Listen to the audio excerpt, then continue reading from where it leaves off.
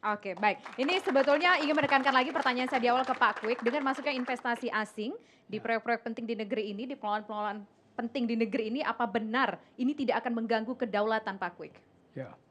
Jadi kita harus membedakan antara untung rugi secara komersial dan kedaulatan. Nah, secara untung rugi itu kan investor asing di-invite dengan karpet merah oleh karena sangat dibutuhkan segala macam. Saya akan cerita dua pengalaman. Yang pertama dari mulutnya Pak Adam Malik almarhum. Bercerita kepada saya bahwa waktu Indonesia pertama kali ini bukan zaman Pak Jokowi, zaman Pak Harto. Pertama kali meng-invite investor asing itu Citibank mau masuk. Citibank masuk silakan, tapi harus sekarang juga mendepositokan uangmu di dalam negeri eh, sambil menunggu izin keluar. Dia mendepositokan uang, tingkat bunganya tinggi sekali waktu itu. Lalu dia izinnya 1 tahun lebih baru keluar. Waktu izin keluar dan dia beroperasi, uangnya equity capitalnya udah kembali, bagian terbesar dari bunga yang dibayar oleh pemerintah. Jadi hampir nol. Sesudah itu karena nama besar, masyarakat Indonesia percaya Balik menabung di di sana. situ. Tabungan itulah yang dipakai untuk membiayai perusahaan-perusahaan Di Amerika. sini. Jadi perusahaan Amerika yang beroperasi, perusahaan asing di sini dibiayai oleh bangsa Indonesia, dipimpin oleh orang asing. Nah, kemudian ini Pak Adam Malik, pengalaman saya sendiri. Saya pedagang agen tunggal dari televisi ITT dan Grace ketika itu. Nah, lancar semua. Bank yang memberi kredit kepada saya adalah European Asian Bank yang sekarang menjadi Deutsche Bank.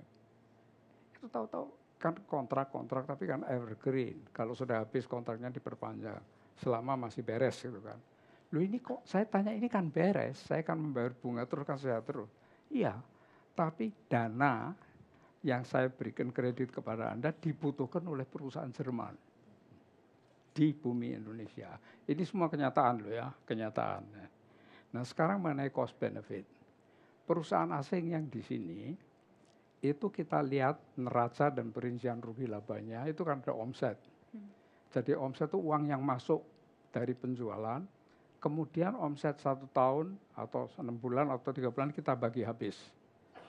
Berapa rupiah bahan baku, berapa listrik, berapa ini, berapa gaji buruh, berapa pajak, berapa segala.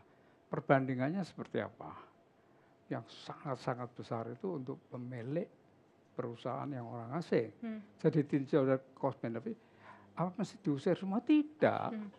Tapi pandailah menghitung cost benefit, pandai dan kemudian tunjukkan ini loh. Ini kan tidak reasonable. Tidak bisa kalau begini, mesti berani begitu. Apa cuma teoritis? Tidak. Karena waktu saya menjadi Menko, saya menerima limpahan dari 2 Menko. Pak Ginanjar dan Pak Hartarto. Menkonya 2 zaman Pak Harto. Nah, Hartarto mengatakan pada saya, you mempunyai suatu tugas yang mission impossible. Dia bilang.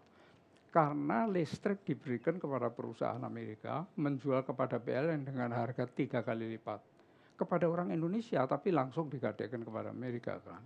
Itu kerugiannya 30 miliar. Saya panggil 27, begini loh, saya mengakui sepenuhnya. Tapi Anda kan tahu bahwa ini koruptif kan. Anda kan tahu bahwa ini Berarti koruptif. Pak Kwik mengatakan mengganggu kedaulatan dengan contoh-contoh kasus yang ada? Iya, ya jelas oleh karena itu koruptif kan merongrong kita semuanya. Jadi be reasonable. Saya sekolah di luar negeri, Anda mengajari good governance. Anda menyalahkan itu semuanya. Tolong dong. Dan berhasil. Pak Kuntoro yang berunding, yang memimpin Pak SBY sebagai Menteri SDM. Oke. Jadi ada bukti, tapi sekarang ini yang saya amati, ya itu tidak ada presiden kecuali Bung Karno dan Pak Harto kok. Gus Dur, tidak ada presiden yang berani. Tidak berani perang, tidak berani ini dadaku mana dadamu, tidak. Bicara, bicara berargumentasi, berbantahan saja tidak berani. Ada apa? Waktu saya berkelahi dengan Exxon Mobil urusan blok Cepu yang ingin diperpanjang, saya tidak mau. Saya dikeroyok oleh stafnya Exxon Mobil diwakili oleh Vice President yang terbang dari Houston, semua staf Indonesia, semua royok saya Baik. dengan argumentasi yang sama sekali tidak masuk akal. So there is something wrong. Memang betul kedaulatan kita dirongrong. Oke, Kalau diberi baik. waktu lebih banyak, saya bisa menjelaskan bahwa kita benar Oke, kita dapat sudah poin tidak ya. punya, Kita harus sudah tidak punya kedaulatan. Boleh Oke. satu kali lagi Singkat singkat sekali saja. ya. Iya.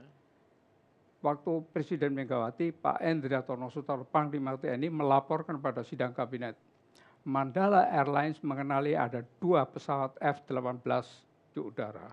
Pemerintah tidak tahu, radar tidak tahu. Dia yang melaporkan kepada Angkatan Udara naik cuma 1, F-16, karena yang lain di embargo. F-18 Amerika mulai mengadakan manuver, itu internasional dikenal, manuver mau ngajak perang. Senjatanya mulai keluar. Indonesia cuma mengatakan tidak, kami cuma ingin memberitahu Anda masuk wilayah kami tanpa izin. Oke. Memang, kami mengawal kapal perang. Ini Wah, kenyataan aduh. semua ini. Jadi kita sudah lama tidak berdaulat. Itu Oke, betul. baik. Pak Prabowo itu betul. Oke, baik. Betul Pak Prabowo. Kita dapat Ya. poin ya, Pak Kwik. Kita